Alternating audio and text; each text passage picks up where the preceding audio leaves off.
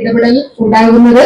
ഇനി നമുക്ക് 11 കോടിയുടെ പുതിയ ബ്ലോക്കിന്റെ ഉദ്ഘാടനം കൂടി നിർവഹിക്കണം. അതിനു വേണ്ടിയിട്ടുള്ള ശ്രമങ്ങളിലാണ് ഉള്ളത്. അതിന്റെ ആ ബിൽഡിംഗ് ഇപ്പോൾ അൺഫിറ്റ് ആണെന്ന് കണ്ട ബിൽഡിംഗ് ഒക്കെ പൊളിക്കണം. അപ്പൊ അത് നമ്മളിപ്പോ നോക്കിയാൽ അൺഫിറ്റ് ആണെന്ന് സർട്ടിഫൈ ചെയ്ത് ഡയറക്ടർമാർ ലെറ്റർ കൊടുത്തിട്ടുണ്ട് എല്ലായിടങ്ങളിലും. ഇപ്പോൾ മാത്രമല്ല, നേരത്തെയും പരിശോധിച്ചാൽ മനസ്സിലാവും.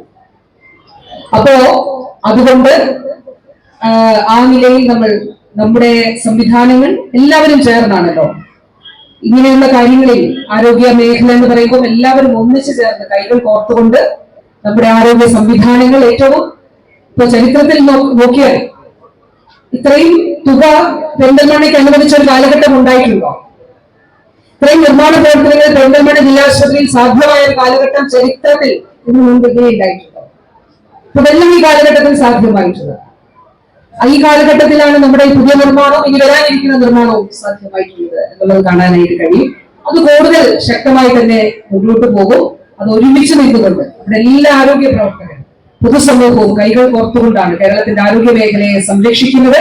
അതിന് കൂടുതൽ ശക്തമായി തന്നെ മുന്നോട്ട് പോകുമെന്ന് പറഞ്ഞുകൊണ്ട് 2 ഉദ്ഘാടനങ്ങൾ നമ്മുടെ പെരിന്തൽമണ്ണ ആശുപത്രിയുടെ പുതിയ ബ്ലോക്ക് OPD ട്രാൻസ്ഫർമേഷൻ ആണത്.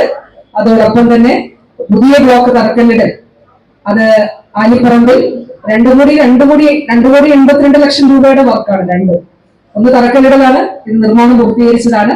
അങ്ങനെ പെരിന്തൽമണ്ണ നിയോജക മണ്ഡലത്തിൽ 2 കോടി 82 ലക്ഷം രൂപയുടെ ഈ നിർമ്മാണ പ്രവർത്തനങ്ങൾ ഇത് പൂർത്തിയാക്കിയതും ഉദ്ഘാടനം ചെയ്ത് നാടിന്